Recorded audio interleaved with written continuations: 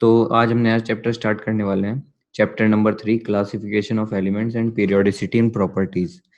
तो हम बेसिकली इसमें अभी तक हमने जितने भी एलिमेंट्स पढ़े उसके बारे में एक ब्रीफ डिस्कशन भी करेंगे और उनको किस तरीके से अरेंज किया जाता है, किस तरीके से उनकी स्टडी करी जाती है, वो भी हम देखेंगे।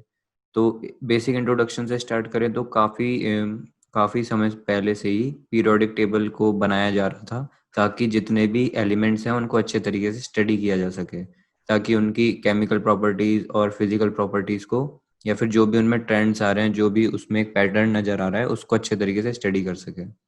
लेकिन अब हमें जरूरत क्या पड़ी, why do we need to classify elements? तो जब अगर मैं बात करूं 1800 ईयर की, तो 1800 ईयर में बस हमारे पास 31 एलिमेंट्स नोन थे। लेकिन धीरे धीरे जैसे समय बढ़ा तो 1865 तक आते आते हमारे पास टोटल नंबर ऑफ एलिमेंट्स जो नोन थे वो 63 हो गए। तो इस तरीके से धीरे धीरे जब समय बढ़ता गया तो हमारे पास और भी बहुत सारे एलिमेंट्स आ गए। तो इस समय हमारे पास काफ़ी एलिमेंट्स हैं, लेकिन जब बुक पब्लिश हुई थी तब तक 114 एलिमेंट्स थे। ठीक है, तो लेकिन अब इतने सारे एलिमेंट्स जब बनते जा रहे थे और इन एलिमेंट्स में तो बहुत सारे एलिमेंट्स मैन मेड भी थे, यानी कि जो नेचुरली अगर नहीं हो रहे थे, लेकिन इंसान ने वो खुद ही डिज़ाइन करे थे उनकी कुछ प्रॉपर्टीज़ में चेंज ला करके। तो जब इतने सारे एलिमेंट्स हो गए तो उनकी स्टडी करना थोड़ा मुश्किल हो गया था इंडिविजुअली। तो साइंटिस्ट ने क्या किया, इसको थोड़ा इजी बनाने के लिए उन्होंने इस चीज़ को एक सिस्टमेटिक वे में लाया और उसी का नाम दिया उन्होंने पीरियोडिक टेबल, ताकि एक इंडिविजुअल एटम को स्टडी ना करना पड़े, हम सीधा एक ग्रुप को स्टडी करें और अंदाजा लगा लें कि ये जितने भी एलिमेंट्स हैं ये सब इसी तरीके की केमिकल प्रॉपर्टीज या फिर फिजिकल प्रॉपर्टीज शो करेंगे। कुछ एक्सेप्शंस होते हैं, वो भी हम डील कर लेंगे बाद में। लेकिन बेसिकली पीरियोडिक क्लासीफाई करने की जरूरत इसलिए पड़ी थी ताकि हम प्रिडिक्ट कर सकें कि एक ग्रुप के केमिकल प्रॉपर्टीज या फिजिकल प्रॉपर्टीज क्या होंगी, या फिर जो एलिमेंट्स और आगे आने भी वाले हैं, जो और नए बनने वाले हैं, वो किस तरीके से अपना बिहेवियर शो करेंगे, उस चीज़ के बारे में भी हम यहाँ पे स्टडी करेंगे। सो ये एक बेसिक आइडिया था। फिर जब धीरे धीरे एवोल्यूशन हुआ पीरियोडिक टेबल का, तो सबसे पहले जो पीरियोडिक टेबल बनाई थी वो बनाई थी जोहान डोबरियनर ने। ये नाम भी लिखा हुआ है यहाँ पे, जोहान डोबरनियर। तो ये उन्होंने 1800s में, लगभग 1800 सेंचुरीज में उन्होंने एक आइडिया दिया था कि भाई इस तरीके से स्टडी की जानी चाहिए एलिमेंट्स की। तो लगभग लगभग 1829 तक आते आते उन्होंने कुछ एलिमेंट्स को नोट डाउन किया, फिर कुछ एलिमेंट्स की स्टडी करी और उनके बीच में एक रिलेशन निकाला, उनकी फिजिकल प्रॉपर्टी, केमिकल प्रॉपर्टी, इसके बीच में रिलेशन निकाला। सो बेसिकली उन्होंने तीन तीन एलिमेंट्स के ग्रुप बनाए और उनको बोला उन्होंने ट्राइड्स। ठीक है, तो ट्राइड्स एक इम्पॉर्टेंट टर्म है जो डॉवर्नियर के स्टडी से निकल कर आती है। तो ट्राइड्स में उसने 3 एलिमेंट्स का ग्रुप बनाए, सेवरल ग्रुप्स, 3 एलिमेंट ग्रुप्स, उसको उसने स्टडी किया था। तो बेसिस जो लिया था उसने वो एटॉमिक वेट लिया था। तो उसने ऑब्जर्व किया कि ट्राइड्स के अंदर क्या हो रहा था कि अगर उसके पास 3 एलिमेंट्स हैं तो जो मिडिल वाला एलिमेंट है उसका जो एटॉमिक वेट है वो एवरेज आता है बाकी दोनों एलिमेंट्स के। तो अगर मैं बाकी दोनों एलिमेंट्स का एटॉमिक वेट का एवरेज निकालूंगा तो मिडिल वाले एलिमेंट का मुझे एटॉमिक वेट दे देगा। तो ये लगभग ये उसने कुछ एलिमेंट्स ऑब्जर्व किए थे, जिसमें अगर मैं लिथियम, सोडियम और पोटेशियम की बात करूं तो इसमें अब आप सोडियम का एटॉमिक वेट देखोगे ना, तो इन दोनों के सम का एवरेज है लिथियम और सोडियम के, जैसे कि 7 + 39/2। अगर मैं इसकी वैल्यू कैलकुलेट करूं, यानी बेसिकली मैं एवरेज कैलकुलेट कर रहा हूँ, तो ये मेरा आ जाएगा 46/2 यानी कि 23। तो इसने एक तरीके से 23 जो है ये एटॉमिक वेट दे दिया सेकंड वाले एलिमेंट का। इसी तरीके से अगर हम कैल्शियम, एसआर और बी की बात करें, स्ट्रोंटियम और बेरियम, तो इस केस में भी यही हुआ कि अगर मैं 40 + 137/2 करूं तो मुझे ये लगभग लगभग इतना मुझे मिल जाएगा। तो ये हो जाएगा मेरे पास 177/2, जो लगभग आ जाएगा 2 लगभग लगभग 88.5, लगभग लगभग ये आ गया। इसी तरीके से अगर क्लोरीन, ब्रोम, क्लोरीन ले लेंगे, वी आर ले लेंगे, आयोड ले लेंगे, आयोडीन, तो इस तरीके से अगर मैं इन दोनों का एवरेज निकालूंगा तो मुझे इसका एटॉमिक वेट मिल जाएगा, जैसे कि 35.5 + 127/2 करेंगे तो लगभग लगभग 80 के आसपास आ रहा था। तो ये बाद में इसको एक कोइंसिडेंस माना गया कि ऐसा कोइंसिडेंस के कारण हो रहा है, कोई लॉजिकल रीजन नहीं है इसमें।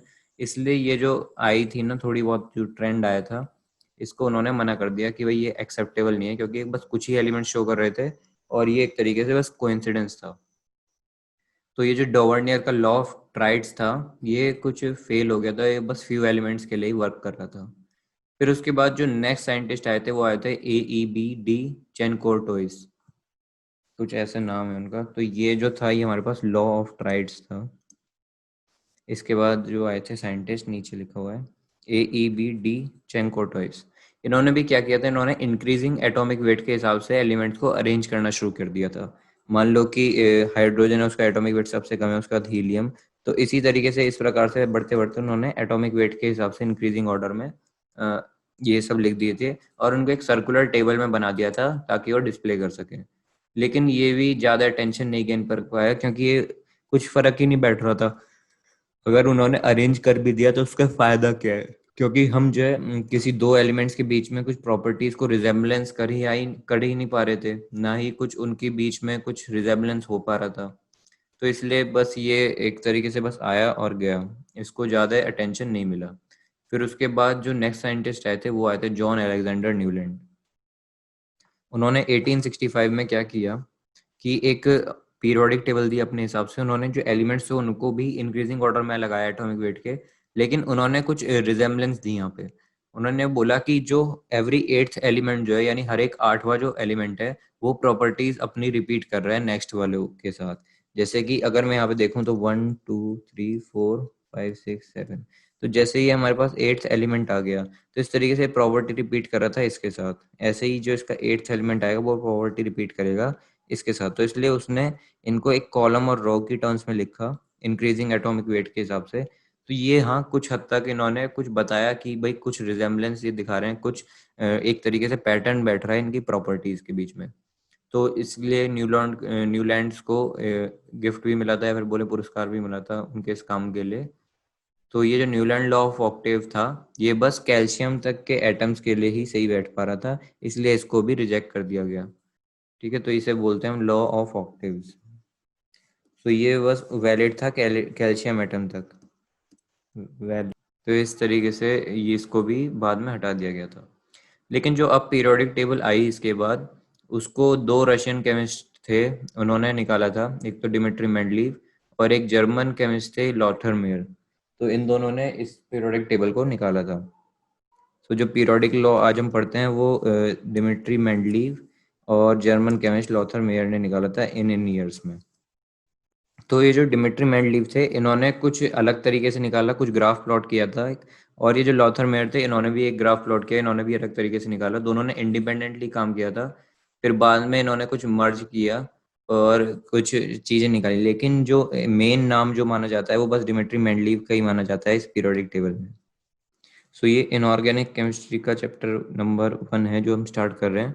और इसमें मेनली थ्योरी थ्योरी है, समझने वाला कंसेप्ट है, कुछ ऐसे सॉल्व नहीं करना है हम लोगों को। डिमिट्री मेंडलीव ने निकाला था। तो उन्होंने क्या किया था लॉथर मेयर ने, तो कि increasing order of atomic weight में लगाया था, जिसकी वजह से उन्होंने कुछ फिजिकल और केमिकल प्रॉपर्टीज को रेगुलर इंटरवल पर नोटिस किया।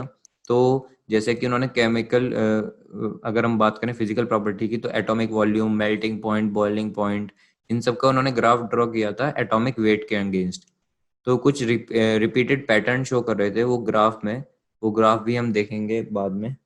तो वो जो ग्राफ था वो काफी हद तक काफी चीजें बता रहा था कि इस तरीके से फिजिकल प्रॉपर्टीज वेरी कर रही हैं एलिमेंट टू एलिमेंट, है ना। तो फिर ये थे लॉथर मेयर थे, इन्होंने फिर एक लॉ भी दिया था डिमिट्री मेंडलीव के साथ मिलके। तो इन्होंने बोला था कि जो प्रॉपर्टी होती है ना एलिमेंट की, वो पीरियोडिक फंक्शन होती है उनके एटॉमिक वेट के हिसाब से। तो ये जो है एक लॉ बनकर आया था जिसे हम बोलते हैं पीरियोडिक लॉ। ठीक है, यहाँ तक तो किया था काम लॉथर मेयर ने। लेकिन उसके बाद मेंडलीव ने इन पार्टिकल्स को क्या किया, कुछ हॉरिजॉन्टल रोज और वर्टिकल कॉलम्स के हिसाब से एक टेबल की फॉर्म में अरेंज किया, जिसमें सिमिलरली उन्होंने एटॉमिक वेट के इंक्रीजिंग ऑर्डर के हिसाब से अरेंज किया था। फिर उन्होंने भी कुछ प्रॉपर्टीज नोटिस करी थी जो सेम बैठ रही थी वर्टिकल ग्रुप के लिए। जैसे कि अगर मैं बात करूं कि अगर ये वर्टिकल ग्रुप है, तो अगर इसमें क्लोरीन है, फ्लोरीन है, आयोडीन है, इस तरीके से जो प्रॉपर्टीज हैं वो इन वर्टिकल ग्रुप के लिए सेम बैठ रही थी जब मेंडलीव ने इसके ऊपर काम किया था। तो उन्होंने बस सिमिलरली जो लॉथर मेयर ने किया उसका कुछ इलाबोरेट किया उसमें, और उन्होंने कुछ देखा कि इम्पेरिकल फॉर्मूलाज और प्रॉपर्टी ऑफ कंपाउंड किस तरीके से वेरी कर रही थी। तो इन इन चीज़ों के हिसाब से उसने ये फॉलो किया था और उन्होंने सिंपल स्ट्रिक्टली एटॉमिक वेट के हिसाब से ये चीज़ें करी थी। और उनका प्राइमरी एम जो था वो ये था कि वो इस तरीके से एलिमेंट्स को अरेंज करते जाएं किसी पर्टिकुलर ग्रुप में, ताकि जो अनडिस्कवर्ड एलिमेंट्स हैं वो भी उसमें फिट हो जाएं। तो उन्होंने क्या किया था, जब पीरियोडिक टेबल डिजाइन करी थी उसमें कुछ गैप्स छोड़ दिए थे, क्योंकि वो गैप्स इसलिए छोड़े थे कि वो सोच रहे थे कि अभी कुछ एलिमेंट्स ऐसे हैं जो डिस्कवर नहीं हुए हैं, लेकिन अगर वो बाद में डिस्कवर होंगे तो वो इन्हीं पर्टिकुलर गैप्स में फिल हो जाएंगे। जैसे कि गैलियम और जर्मेनियम, ये दो ऐसे एलिमेंट थे जो उस टाइम तक डिस्कवर नहीं हुए थे जब मेंडलीव ने पीरियोडिक टेबल डिजाइन करी थी। तो उसने वहां पर गैप छोड़ दिए थे एल्यूमिनियम के, मतलब एल्यूमिनियम के अंडर। तो उसने उनका नाम दिया था एक्का एल्यूमिनियम और एक्का सिलिकन। तो बाद में जब वो एलिमेंट्स डिस्कवर हुए तो वो सिमिलरली वही प्रॉपर्टी शो कर रहे थे जो मेंडलीव ने बताई थी, बस थोड़ा बहुत ही डिफरेंस था, लेकिन मोस्टली प्रॉपर्टी सेम थी। और उनका बाद में नाम गैलियम और जर्मेनियम पड़ा। तो वो भी अब हम देख लेते हैं। जैसे कि ये मेंडलीव ने एक्का एल्यूमिनियम दिया था, यहाँ पे एक्का सिलिकन दिया था, उसका बाद में नाम गैलियम और जर्मेनियम पड़ा। तो मेंडलीव ने जो प्रिडिक्ट किया था वो मास दिया था 68, लेकिन एक्चुअल वेट जो आया था वो आया था 70। और यहाँ पे मेंडलीव ने जो दिया था वो दिया था 72 और एक्चुअल वेट 72.6। तो ज़्यादा डिफरेंस नहीं था, काफ़ी प्रॉपर्टी सेम ही थी। वो आप यहाँ पे इस टेबल से देखकर अंदाजा भी लगा सकते हैं। ठीक है, तो इसका स्क्रीनशॉट ले लो आप लोग। हमने यहाँ तक अभी हमने देख लिया कि किस तरीके से मेंडलीव ने अपनी पीरियोडिक टेबल को डिजाइन किया था। फिर इसके बाद हम कुछ और चीजें पढ़ लेते हैं, जैसे कि मॉडर्न पीरियोडिक लॉ। अभी तो हमने बस सिंपल पीरियोडिक लॉ पढ़ा था जो उस जमाने में आया था, लेकिन इस समय पे पीरियोडिक लॉ कैसा है वो भी देख लेते हैं। कि एक साइंटिस्ट हुए थे हेनरी मोजली। इन्होंने क्या किया था कि इन्होंने एलिमेंट्स को जो है एक्सरे स्पेक्ट्रा बनाया था। जैसे हमने स्पेक्ट्रम पढ़े थे ना, किस तरीके से आ रहे थे लाइट स्पेक्ट्रम, इसी तरीके से इन्होंने क्या किया था कि एक पेपर पर या फिर जो भी प्लेट थी उसके ऊपर उन्होंने एलिमेंट्स का एक्सरे स्पेक्ट्रम लिया था और उन्होंने ग्राफ प्लॉट किया था फ्रीक्वेंसी और एक्सरे इमिटेड के बीच में। तो वो जो ग्राफ था ना वो रूट ऑफ फ्रीक्वेंसी और रूट ऑफ एटॉमिक मतलब एटॉमिक नंबर के बीच में था। तो जो ग्राफ था वो एक स्ट्रेट लाइन दे रहा था। तो ध्यान देने वाली बात यहाँ पे ये है कि जितने भी साइंटिस्ट हुए थे उन्होंने अभी तक एटॉमिक मास को लेकर कंसिडर किए थे ग्राफ्स, लेकिन जो मोजली थे उन्होंने क्या किया, एटॉमिक मास को ना लेकर के एटॉमिक नंबर पर ग्राफ प्लॉट किया। तो जो ग्राफ प्लॉट हुआ था वो रूट ऑफ वी, मतलब रूट ऑफ न्यू इसे फ्रीक्वेंसी बोल देते हैं, न्यू इज फ्रीक्वेंसी, और जेड एटॉमिक नंबर के बीच में उन्होंने ग्राफ प्लॉट किया था। तो ग्राफ जो एक स्ट्रेट लाइन आई थी। तो इस बार उन्होंने ऑब्जर्व किया कि जिस तरीके से एटॉमिक नंबर जो है वो ज्यादा फंडामेंटल प्रॉपर्टी है, जिसके बिहाफ पर हम इजीली अंडरस्टैंड कर सकते हैं कि बिहेवियर क्या होने वाला है अब बाकी अदर एलिमेंट्स का, है ना। तो इसलिए एटॉमिक मास को छोड़कर उन्होंने एटॉमिक नंबर पर ज्यादा फोकस किया। और मेंडलीव की जो पीरियोडिक टेबल थी उसमें कुछ और बदलाव आए जिसे आज हम मॉडर्न पीरियोडिक लॉ कहते हैं। और मॉडर्न पीरियोडिक लॉ ये कहता है, modern periodic law can be stated as the physical and chemical property of the elements are periodic functions of their atomic number। यानी कि जो पहले एटॉमिक मासेस के बिहाफ पर बात हो रही थी वो अब सारी एटॉमिक नंबर पर कन्वर्ट हो चुकी थी। और ये बोला गया कि फिजिकल और केमिकल प्रॉपर्टी जो होती है एलिमेंट की वो अब डिपेंड कर रही है एटॉमिक नंबर के ऊपर। तो ये यहाँ पे मॉडर्न पीरियोडिक लॉ है, इसे भी नोट डाउन कर लो। तो इसमें बेसिकली याद करने वाला काम ज़्यादा है, समझने वाला काम भी है पर थोड़ा कम है। तो रटना है बस चीज़ों को। जैसे डेफिनेशन है मॉडर्न पीरियोडिक लॉ की, तो वो एटॉमिक नंबर पर डिपेंड कर रही है। जो अभी हमने पहले पीरियोडिक लॉ पढ़ा था वो एटॉमिक मास के ऊपर डिपेंड कर रहा था। तो इसी तरीके से केमिस्ट्री में चीज़ें याद करी जाएंगी, इनऑर्गेनिक केमिस्ट्री में। ओके, इसका स्क्रीनशॉट ले लो। तो वैसे तो बस आज की क्लास के लिए इतना ही रखते हैं, बाकी नेक्स्ट क्लास में कंटिन्यू करेंगे। ओके।